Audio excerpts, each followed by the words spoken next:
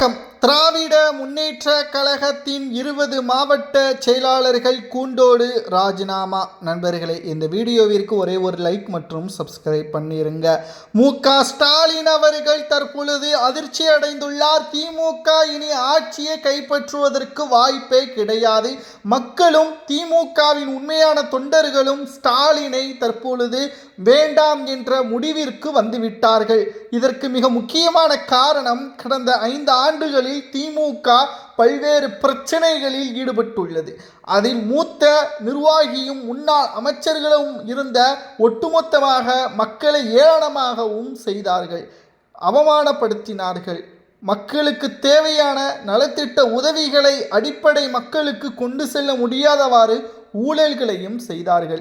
5 ஆண்டுகளில் கடைசியாக 6வது முறையாக திராவிட முன்னேற்ற கழகம் தமிழ்நாட்டில் 6வது ஆண்டு அடியெடுத்து வைக்கும். தொடர்ச்சியாக 2வது முறை ஆட்சியை அமைக்கும் என்ற எண்ணத்துடன் மு.க.ஸ்டாலின் அவர்கள் இருந்தார். ஆனால் 20 மாவட்ட செயலாளர்கள் தற்பொழுது உண்மைகளை கூறியுள்ளனர். எங்களுக்கான மரியாதை திமுகவில் இல்லை. மாஜி அமைச்சர்களது பேச்சை தான் நாங்கள் கேட்டுள்ளோம். தற்பொழுது அவர்களது விருப்பத்திற்கு ஏற்ப எங்களது பதவியை பறிப்பதற்கு முன்னாள் நிதியமைச்சர் தங்கம் தென்னரசு அவர்களுடன் ஆலோசனையும் நடத்தியுள்ளார் மு.க.ஸ்டாலின் அவர்கள். ஆனால் தற்பொழுது நாங்களே முன்வந்து ராஜினாமா கடிதத்தை கொடுத்து தமிழ்நாட்டில் ஒட்டுமொத்தமான மாற்றங்களை செய்து கொண்டிருக்கின்ற தாவேகாவிற்கு ஆதரவுகளை தெரிவிக்க உள்ளதாக தற்பொழுது அந்தர்பல்ட்டி அடித்திருப்பது பெரும் அதிர்ச்சியே திமுகவின் அரசியல் வட்டாரத்தில் பேசும் பொருளாக மாறியுள்ளது.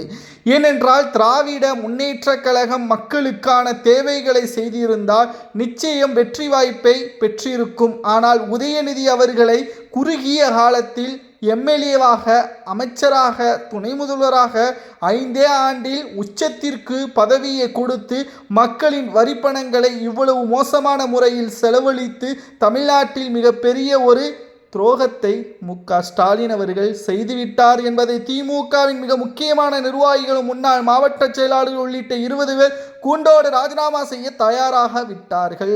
இனி தமிழ்நாட்டில் திமுக ஆட்சி அமைக்காது. இதற்கு முன்னால் எம்ஜிஆர் அவர்கள் எப்படி தொடர்ச்சியாக ஆட்சியை கைப்பற்றினாரோ அதே நிலைமை தமிழ்நாட்டில் தொடரும். திராவிட முன்னேற்ற கழகம் இனி ஒருபோதும் எதிர்க்கட்சி அந்தஸ்தை கூட தக்க வைத்து கொள்ள முடியாது. மக்கள் திமுகவை வேண்டாம் என்று கூறிவிட்டார்கள். தமிழக வெற்றி கழகம் அடுத்த 20 ஆண்டுகள் ஆட்சியை சீராக அமைக்கும். முழு மனதோடு தமிழ்நாட்டு மக்கள் திராவிட முன்னேற்ற கழகத்தை எதிர்த்து தாவேகாவிற்கு ஆதரவுகளை கொடுப்பதாக தற்பொழுது திமுகவின் முன்னாள் மாவட்ட செயலாளர்களும் சிட்டிங் மாவட்ட செயலாளர்களும் கூறும் அளவிற்கு திமுகவின் செயல்பாடுகள் ஏன் இப்படி மாறியுள்ளது, எதற்காக திமுகவின் மாவட்ட செயலாளர்கள் அந்தர்வல்ட்டி அடித்துள்ளனர் என்பதை நாம் பார்க்கும் பொழுது, லண்டனுக்கு மு.க.ஸ்டாலின் அவர்கள் செல்வதற்கு முன்பாக தமிழ்நாட்டில் திமுக எதற்காக தோல்வியடைந்தது என்ற ஒரு குழு ஒன்றை நியமித்தார். அந்த குழு கொடுத்த கிட்டத்தட்ட 200 பக்கங்கள் கொண்ட அந்த கடிதத்தில் திமுகவின் மிக முக்கியமான நிர்வாகிகள் செய்த தவறுகளும், திமுக பணத்தை கொடுத்த அந்த பணம் தமிழக மக்களுக்கு முழுமையாக ஒவ்வொரு தொகுதிகளிலும் பணப்பட்டுவாடா செய்யாததும், திமுகவின் கூட்டணி கட்சிக்கு ஆதரவாக களத்தில் பிரச்சாரங்களை மேற்கொள்ள திமுக தொண்டர்களுக்கு ஆதரவுகளை கொடுக்காமல் நிர்வாகிகள் தடுத்து நிறுத்தியதும் திமுகவின் தோல்விற்கு காரணம் என்று அந்த குழு மு.க.ஸ்டாலினிடம் தெரிவித்தது. இதனால் சுமார் 20 பேர் உடனடியாக கட்சியிலிருந்து நீக்கப்பட வேண்டும் என்று மு.க.ஸ்டாலின் அவர்களிடம் தெரிவித்தனர். இதனால் அவர்களை நீக்கினால் தங்களை வேறு கட்சியில் இணைக்க முடியாது என்று கூறி தற்பொழுது தானாக முன்வந்து அவர்களை ராஜினாமா கடிதத்தை கொடுக்க ஏற்பாடுகளை செய்துள்ளனர். இது அரசியல் வட்டாரத்தில் பெரும் பரபரப்பை ஏற்படுத்தியுள்ளது. ஏற்கனவே திமுகவின் மீது பல்வேறு விமர்சனங்களும் குற்றச்சாட்டுகளும் நாளுக்கு நாள் அதிகமாகி கொண்டிருக்கிறது. தமிழ்நாட்டில் திமுக 5 ஆண்டுகளில் கிட்டத்தட்ட 7 லட்சம் கோடி கடனை பெற்றுள்ளது. தமிழ்நாட்டில் அமைச்சர்களும் எம்எல்ஏக்களும் தொகுதி பங்கீட்டு நிதியை என்ன செய்தார்கள் என்பது தெரியவில்லை. 3வதாக திராவிட முன்னேற்ற கழகம் எதிர்க்கட்சியாக வந்தது.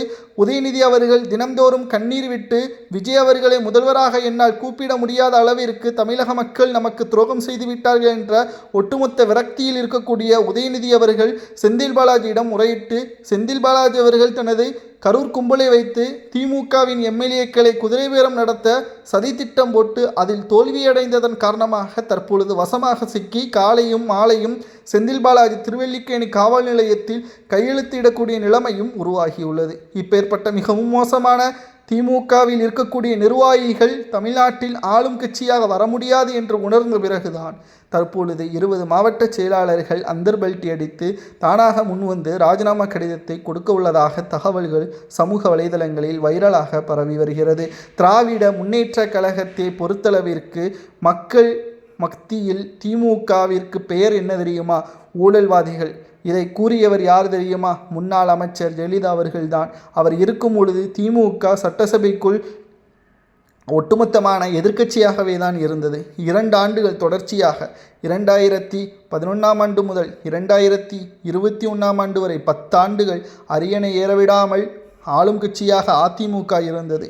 மேலும் திராவிட முன்னேற்ற கழகத்தின் எதிர்க்கட்சி தலைவராக உதயநிதி அவர்களது தந்தை மு.க. ஸ்டாலின் அவர்கள் மக்கள் மத்தியில் பல்வேறு நடைபயணங்களை மேற்கொண்டு எனக்கு ஒரு வாய்ப்புகளை கொடுங்கள் என்று பேசியே மக்கள் மனதை மாற்றி அரியணையில் ஏறினார். ஆனால் கலைஞரை போல தமக்கு துரோகம் செய்ய மாட்டார் என்று மக்கள் நினைத்தார்கள். ஆனால் கருணாநிதியை விட மிகவும் மோசமான முறையில் தான் ஆட்சியை செய்தார். பொம்மை முதல்வராக செயல்பட்டார். தனது மகனுக்கு குறுகிய காலத்தில் துணை முதல்வர் பதவி கொடுத்து அழகு பார்த்தார் என்ற ஒட்டுமொத்த விமர்சனங்களும் திமுகவின் மீது முன்வைக்கப்பட்டு திமுகவின் தோல்விற்கு வழிவகுத்துவிட்டது. முதல்வர் விஜய் அவர்கள் பிரச்சார மேடையில் கூறியிருப்பார், தூத்துக்குடியில் திமுக தொடர்ச்சியாக 2வது முறை ஆட்சி அமைத்த சரித்திரமே கிடையாது, அது வரலாற்றில் நடந்ததே கிடையாது என்பதை கூறியிருப்பார். அவர் கூறியபடிதான் மு.க. ஸ்டாலின் அவர்கள் தோல்வியடைந்த பிறகு ஒரு பொதுக்கூட்டத்தில் பேசியிருப்பார். எனது கனவு 2வது முறை ஆட்சி அமைக்க வேண்டும், வரலாற்றில் சாதிக்க வேண்டும் என்ற எண்ணம் இருந்தது. ஆனால் மக்கள் நமக்கு வாய்ப்பை அளிக்கவில்லை. அதை நினைத்து ஒவ்வொரு நாளும் மன உளைச்சலில் இருக்கிறேன் என்பதை பேசியிருப்பார்.